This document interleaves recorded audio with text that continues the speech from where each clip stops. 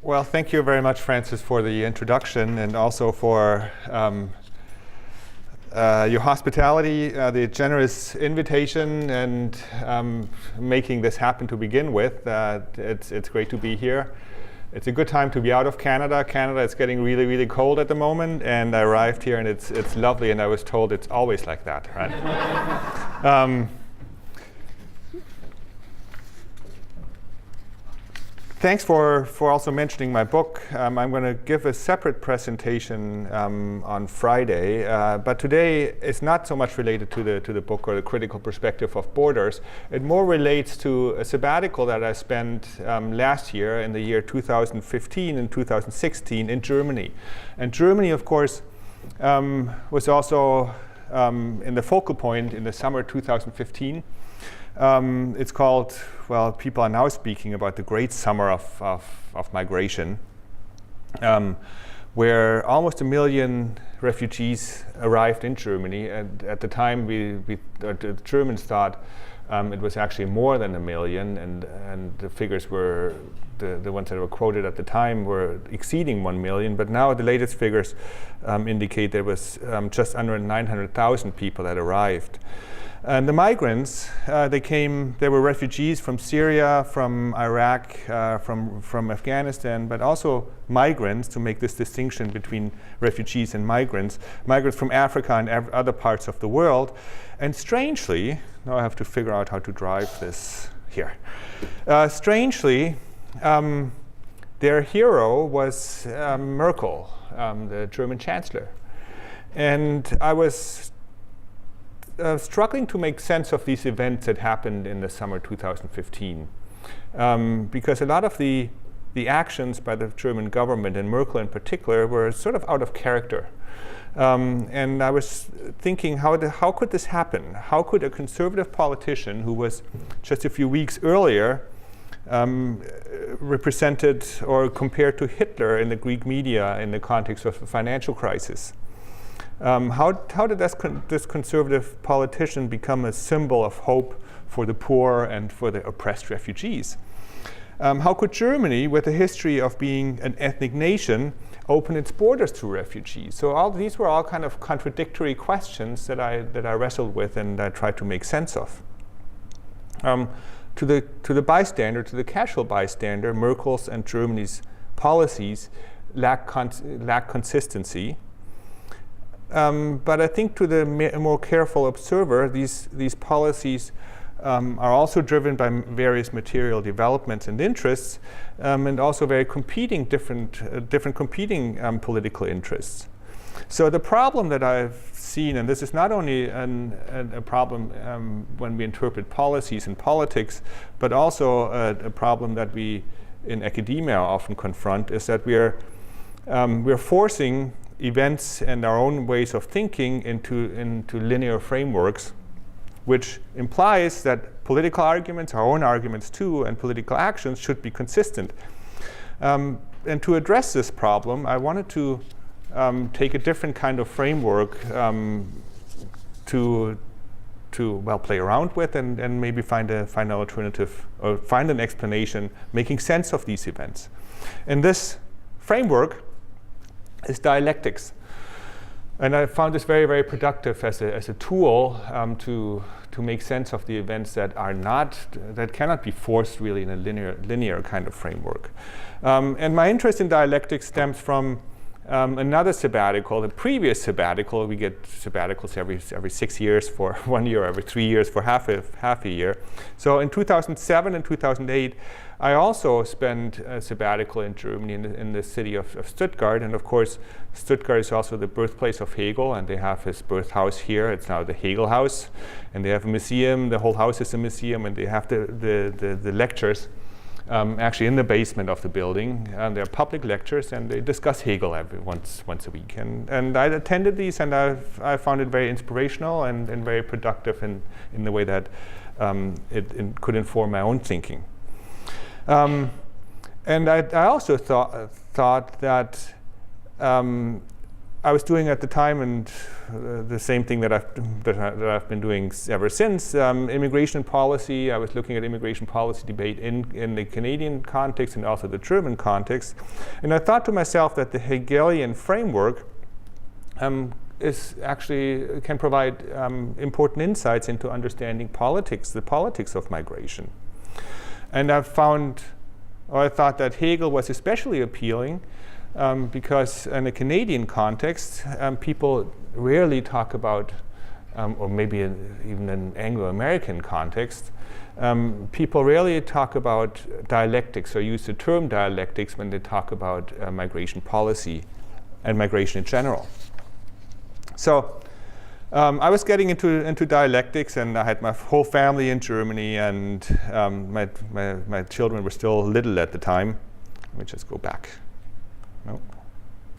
And eventually they wanted to know what I'm working on, and the term dialectics comes up. And I often use this example to explain the general idea of dialectics. So they asked me once, then, what are you working on? And I talked about dialectics. So what is this dialectical idea, they asked. And I thought, okay, this is way too complicated. I'm just going to brush them off with, dialectic is about everything and nothing. And of course, they wanted to know more. They didn't capitulate, and I tried to get into a language that they didn't understand, and just produced bewildered faces. And eventually I thought, okay, let me talk about something they can understand. If you punch your brother, then your brother gets mad and punches back. And they could, of course, relate to this kind of scenario. And Hegel would call this the first negation. And eventually, you both realize that if you punch each other, it hurts both of you. And then you decide this is not really what we should do or what we want to do, and you decide to do something different. And you might play a game with each other, other than boxing. And Hegel would call this a second negation or a sublation, or the German term would be Aufhebung. And the idea is that you have contradicting positions, and they're being resolved into something, a different kind of condition. Notice in this way a dialectical relationship is also progressing. So the kids could find out when they play a game together that one of them is cheating, and then it starts from then these contradictions emerge again, and then it's a problematic situation that needs to be resolved again. And so the dialectic continues in this way, and probably knowing my kids, it probably would cheat, and it continues endlessly. And one contradiction is being followed by a resolution, which is followed by the next contradiction.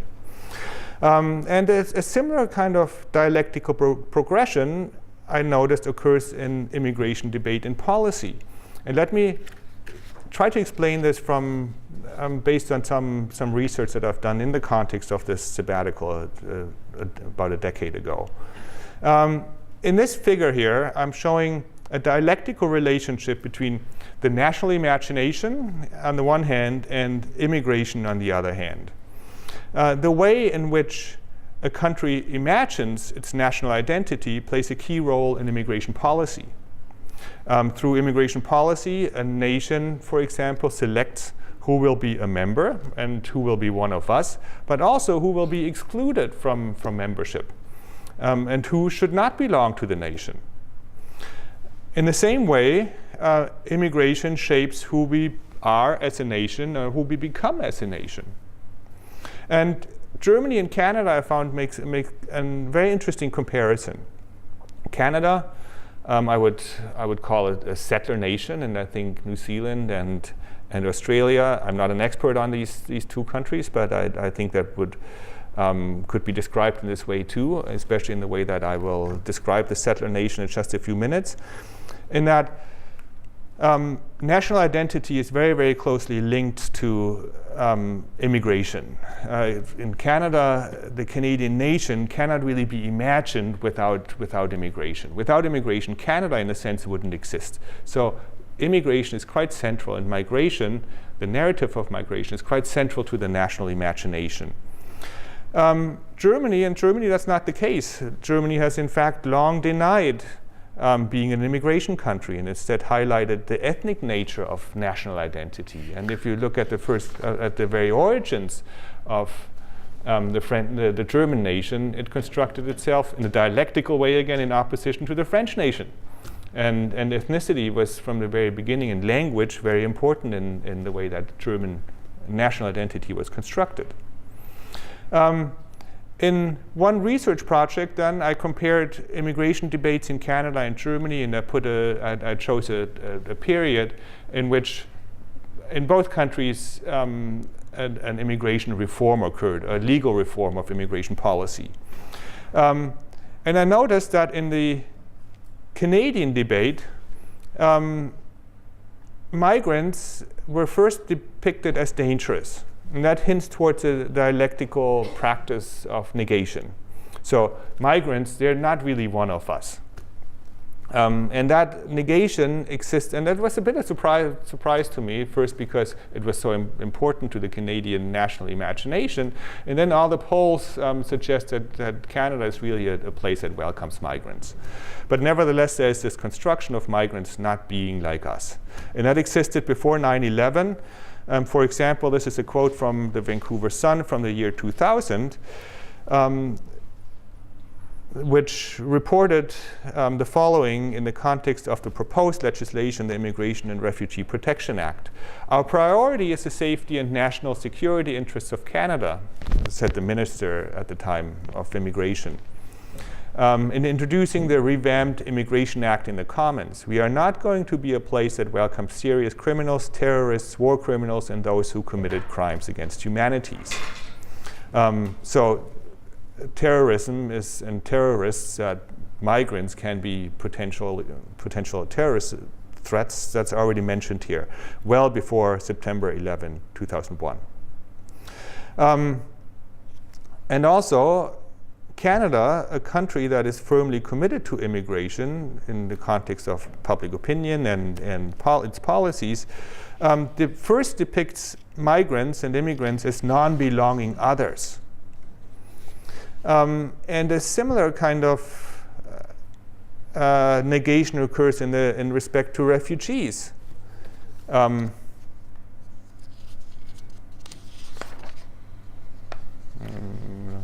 Okay.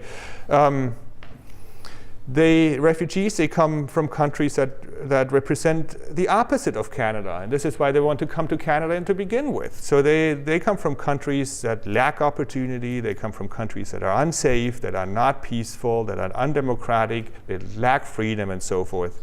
But then the contradiction between the immigrant and the Canadian is being resolved. So the two opposite, the dialectical contradictions, is being resolved into a new kind of condition. And that is that immigrants, I should go back here, that immigrants and refugees become Canadians. So they, the others, will become one of us.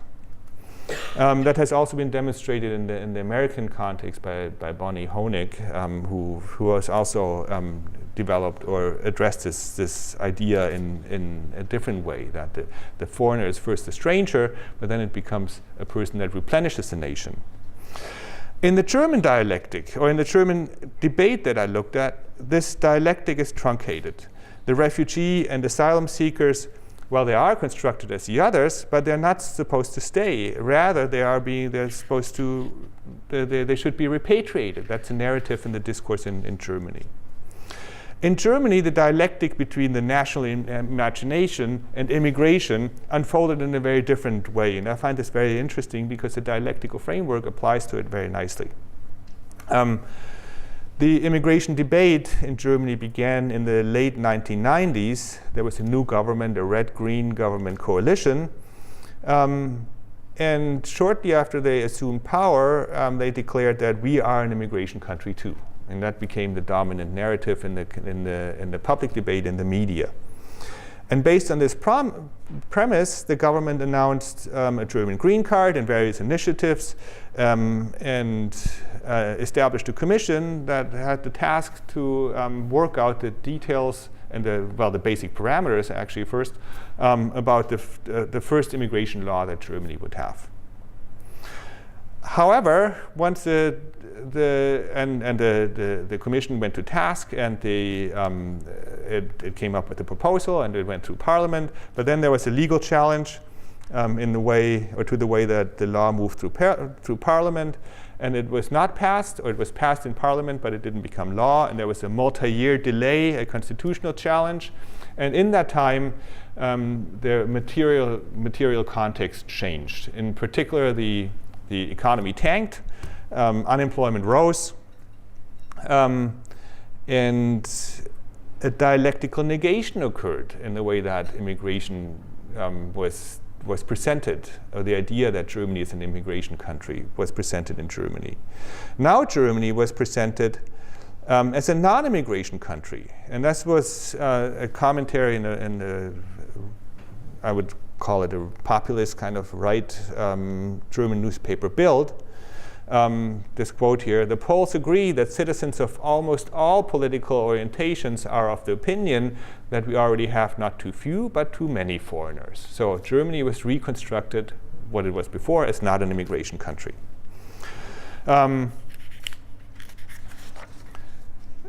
Next, the immigration debate shifted to a third position. The integration of foreigners who have been in Germany for decades and generations, those are the children and the children of the former guest workers that came in the 50s, 60s, and early 70s. That became the topic. And then the new narrative was not immigration, but more integration is the order of the day. That is actually a quote by the Süddeutsche Zeitung, a prominent newspaper in Germany.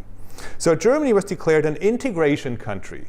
And this new position achieved several things. The first point was that dangerous new immigration could be blocked. So we're not an immigration country, so we don't want to let in new immigration into the country. The second thing is that the millions of foreigners who have been present from previous guest worker programs in Germany, that could be acknowledged. And the third point was that these foreigners should be integrated into the national self. So the third position overcame and merged the former two contradicting positions, that Germany is an immigration country and a non-immigration country at the same time. And this was the status of the debate in Germany about a decade ago. So armed with these Hegelian tools, or these tools of Hegelian dialectics, I want to try to interpret Germany's reaction to the Great Summer of Migration. And I do this very cautiously, because we know that Hegel's famous Owl of Minerva takes flight at dusk after the events of the day already happened. So it's very important that it's very difficult to predict through using this framework. It's easier to reflect, right? In the same way, so the events in the same way as Hegel's Owl of Minerva takes flight at dusk, in the same way the events in Germany are still ongoing and unfolding in ways that are not very easy to predict. And that's part of this unfortunately, this dialectical framework as well. So let me pick up from where we left in this immigration debate in Germany.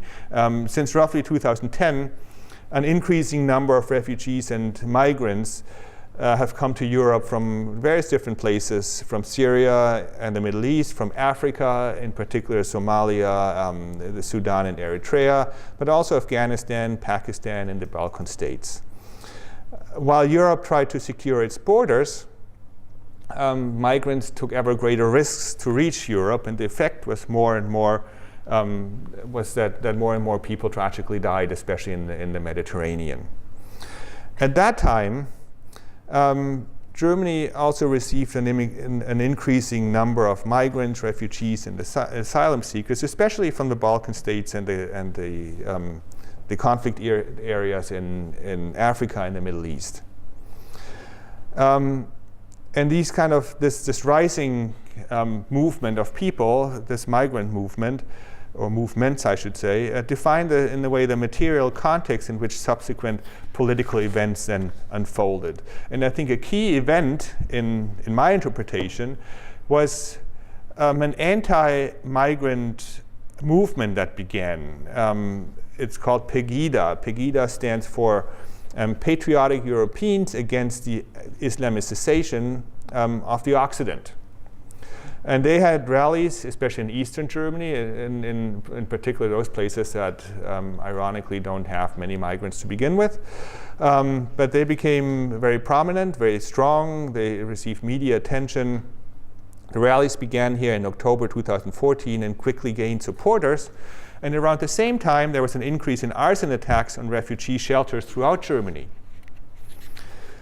But these rallies, these PEGIDA rallies, met a dialectical negation in the form of counter-demonstrations by citizens who opposed PEGIDA. And among these were civic leaders who joined a counter-movement. For example, in the night of January 5th, 2015, the Bishop of Cologne switched off the lights of the Cologne Cathedral to make the point that we're protesting against this PEGIDA movement. Leading politicians strongly spoke out against PEGIDA, and here we see also a reaction to these, I think, was in soccer stadiums where the fans declared, "Welcome refugees. We're happy that you're here, and we're ready to accommodate you." And Merkel also rejected the protests with harsh words. In late August, she commented on anti-migrant protests in Saxony in this way here. There are 3 quotes, and she repeated that over and over. One example here: "It is shameful how citizens, even families with children, support these protests. And it's revolting how right-wing extremists and neo-Nazis try to spread messages of hate." On the 3rd example, there is no tolerance for people who question the human dignity of others. And of course, she's making reference to the first paragraph of the German Constitution, which protects human dignity. And I think Merkel's reaction here can be interpreted in light of her imagination of Germany as a nation. So here we come back to this idea of the national imagination. PEGIDA and the burning refugee shelters do not belong in her image of Germany. And how better to affirm this positive national imagination, or better to affirm a positive national imagination, than through a dialectical negation. And this negation entailed not only speaking out against anti-migrant protests, but also welcoming and protecting refugees. And these reactions, or these verbal reactions here, these quotes, they coincided with the new policy directive, so with in a way a material kind of manifestation, in that the German Federal Office for Migrants and Refugees canceled the Dublin Agreement for refugees from Syria. That means that Syrian refugees were not sent back to the country through which they entered Europe, but once they arrived in Germany, they could actually stay in Germany. Under Dublin, they would be sent back to the first country within the EU where they landed. And the effect was that refugee flows and movements dramatically changed. And of course, they increased. In early September 2015, this is where the great summer of migration began. Large numbers of migrants and refugees arrived in Germany. Here, this image shows the train station of Munich, where approximately 20,000 refugees arrived just in 1 weekend alone. Most of them came through Germany, to Germany over the Austrian-Bavarian border. And Bavaria plays an important, it's a state within Germany, or a region within Germany, and it played an important role in the unfolding dialectic as well. And there was large support among the German population. People volunteered their time to assist the refugees. They came to the train stations, helped out whenever they could. There were children donating their toys and their teddy bears to the arriving refugee children. And Merkel spread optimism when she repeatedly said, "We can handle this." The German term would be, it's quite famous now, the "Wir schaffen das," because she repeated that over and over again. However, the term crisis also became increasingly linked to the arrival of migrants. And crisis, of course, suggests that something is out of control, that we are unable to manage the situation. And the president of Bavaria then demanded to close the border to Austria as a measure of self-defense. So you see the dialectical pendulum is beginning to swing back in the other direction. And this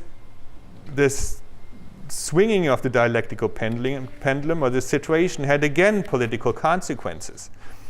And these were the countermeasures. On September 13, 2015, 2 decades after the Schengen Agreement established freedom of mobility within Europe, Germany re-established controls at the border with Austria. The next step was in October, Parliament passed a new asylum law which reduces financial support payments to refugees to create a disincentive for refugees to arrive to even come to Germany or want to come to Germany. It enabled faster deportations of failed refugee claimants and declared the West Balkan states as safe origin countries so that refugees' claims from these countries would be rendered invalid. By October, the media and the city mayors raised serious questions if we can handle this situation. And here there's again an interesting contradiction between Merkel's optimism, and she continues to the present day. She says we can handle this, and the pessimism of regional and municipal lawmakers and policymakers who say, well, we are really having problems handling this situation. And to address this contradiction, I think the problem was redefined. So a third kind of solution was found, not really by doing something about the problem itself, but redefining the problem. And the solution can be summarized, or I would summarize it in the way that we can handle that, but in an orderly fashion. Recall that crisis is really suggesting that it's out of control, but we are creating order back into the system. And several initiatives were implemented to create this kind of order. First, the Dublin Agreement or procedure was reinstated for Syrians, which meant that Syrians can be returned to the country where they entered the EU. Then transit zones were created where refugees will be registered. That's within Germany and actually at Germany's borders, where refugees will be registered and their claims can be checked and assessed. And it's again introducing orderly procedures. Restrictions to family reunification were implemented, which include Syrian refugees. So previously, Syrian refugees could bring their families. Now it's not that easy anymore. Efforts were also undertaken to fight the causes of the migration flows, including the establishment of a multi-billion euro trust fund for Africa. And this new position and then incorporates the previous two positions. Namely, we can handle this and we need order. So we handle this in an orderly fashion. And then material on the ground circumstances changed again. The Paris attacks of November 13. And immediately, within a very short period of time, a prominent Bavarian politician tweeted, "Paris attacks change everything." I tweeted it in German, but that was the translation. But there was also an immediate response from the media, from the coalition partner, the Social Democrats, from civic leaders, and from many others who said that the two refugee issues and terrorism should not be conflated, and that the refugees are actually fleeing from terrorism as well. But nevertheless, the idea that Paris changes everything, it stuck. And it changed again policies and the narrative. In the wake of Paris, the Paris attacks, restrictions continued, and Germany worked hard to implement these restrictions. And many of these restrictions were implemented at the EU level, but Germany, of course, participated and drove a lot of these initiatives. One of them was the closing of the Balkan route in spring 2016.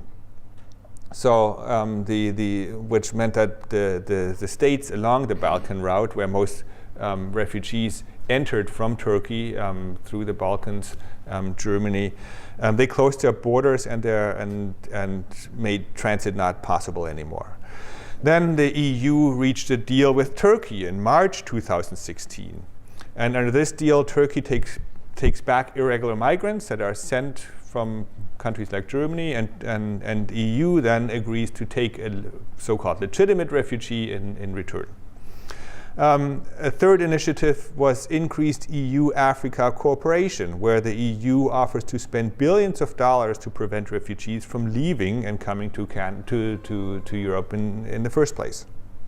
And the consequence was a reduction of the number of arrivals. In January 2016, there was still the numbers of arrivals were still around 2,000 a day. And that has dropped in June 2016 to an average of 100 a day. But nevertheless, the right-wing nationalist movement, and now there was a new party established, the Alternative for Germany, or AfD, continues to enjoy growing support. And here's a poster from one of the regional elections, and it says "Stop the asylum chaos," and they're using this chaos language again, a situation that's out of control, and secure our borders. Again, we need to bring order into this matter. In the regional elections, this new party was quite successful in Mecklenburg, Western Pomerania. They achieved almost 21%, and Berlin, a very cosmopolitan city, 14.2%, so almost 15%. And this is where we are at the moment, and I think the dialectic continues to unfold. But let me wrap up with a few final observations. I still see currently an unresolved contradiction between two competing national imaginations. And it's not necessarily, I think the national imagination is quite central in the way that policies that policies are designed and migration discourses evolve in Germany. On the one hand, there's a cosmopolitan Germany that welcomes refugees and embraces diversity. On the other hand, there's an ethnic Germany that feels quite threatened and rejects Islam. And it's yet uncertain how this contradiction will resolve, but I'm pretty sure using this dialectical framework that there will be a new way either of re-articulating, maybe it has an impact on Germany, the German population, the Germany itself reframing its national identity. I don't know, but I think it's inevitable that this contradiction is somehow addressed and resolved, at least temporarily. And factors might be the right-wing nationalism that we observe not only in Germany, but even more so in other parts of Europe and in the US as well. And I think the election of Donald Trump actually might play a very important role in that it legitimate racist rhetoric to a large degree. And of course, this is now, well, again, it's very difficult to tell with what's going to happen with, for example, the recent vote in Austria, where there's again sort of it stopped this perpetuation of right-wing nationalism.